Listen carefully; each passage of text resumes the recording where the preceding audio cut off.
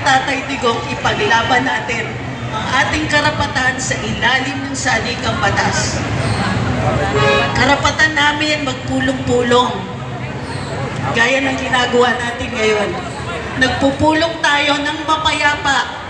Nagpupulong tayo ng mapayapa para madinig yung ating hinanaing. Legal yan, Article 3 yan sa saligang batas. Di nga dapat kailangan ng permit, sabi ng Korte Suprema eh. Karapatan natin ito. Karapatan din natin magsalita. Pero pansinin mo, marami nang humihirit. Sedition daw, inciting to sedition, false publications.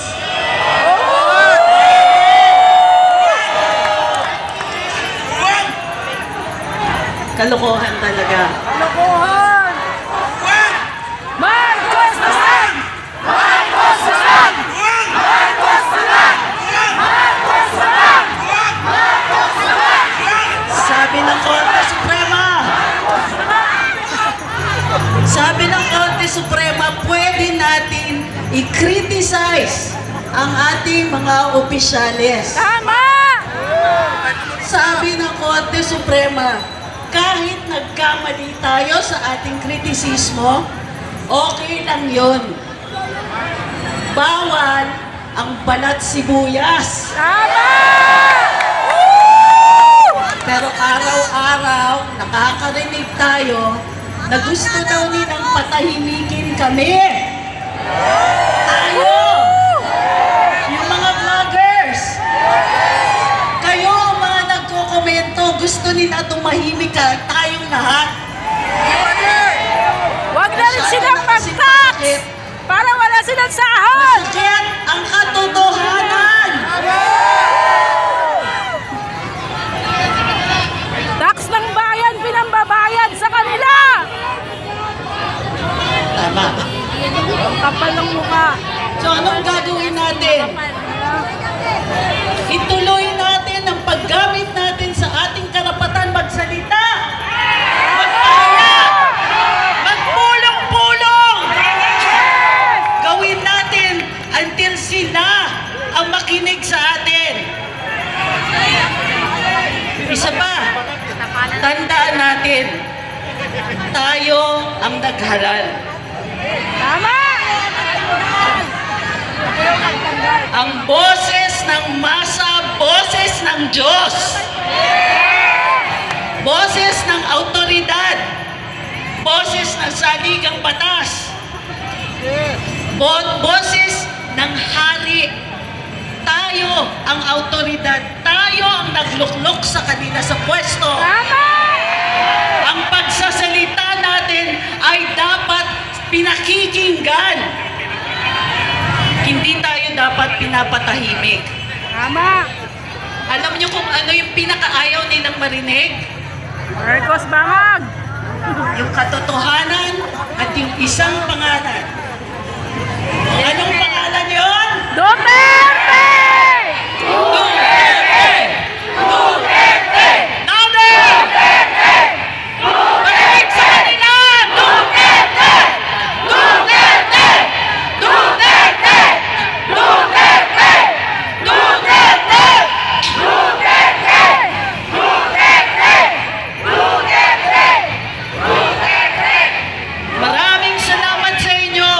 Pagtibayin ng dibdib. Huwag tayong titigil hanggang pakinggan nila tayo.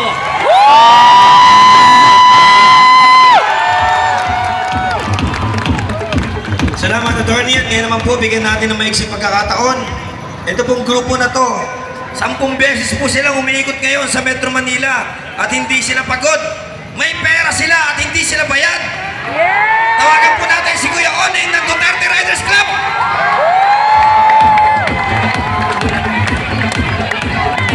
Sa lahat ng Duterte Riders supporters, mag-ingay! Ayan po, nandito na naman po kami. Noong nakaraang Marso 16, nandito po kami sa harap ng kapulisan. Noong linggo. No, pero hindi po kami napapagod. Meron pong nagsasabi na bayaran daw kami. Hindi! Kami pa ang nagbabayad ng aming gasolina!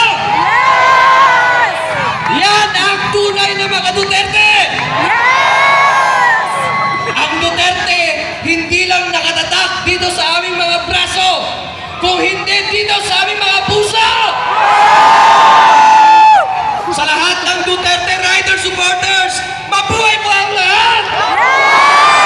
Sa lahat ng nag-motorcade kanina, nagulat ang lahat dahil sobrang napakarami.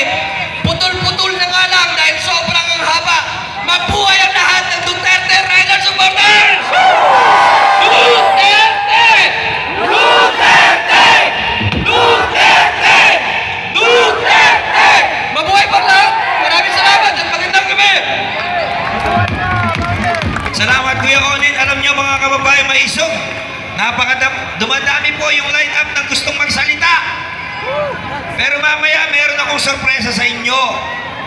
No, kasi itong walang hiyang gobyernong ito, ipinagkatulo, kinidnap ang ating dating presidente. Naniniwala ba tayo sa ICC? Gusto niyo bang sunugin o punitin ang bandera ng ICC? Mamaya gagawin natin yan. Ito po natin, pampakalma. Oo, kalma. So, pwede po tayong umupo para hindi kayo mangawit. Kung gusto niyo umupo, bigyan po natin ng pagkakataon na mag-aalay ng kanyang sariling komposisyon, isang awitin para sa bayan. Si Kuya Ompong ng Sarangani.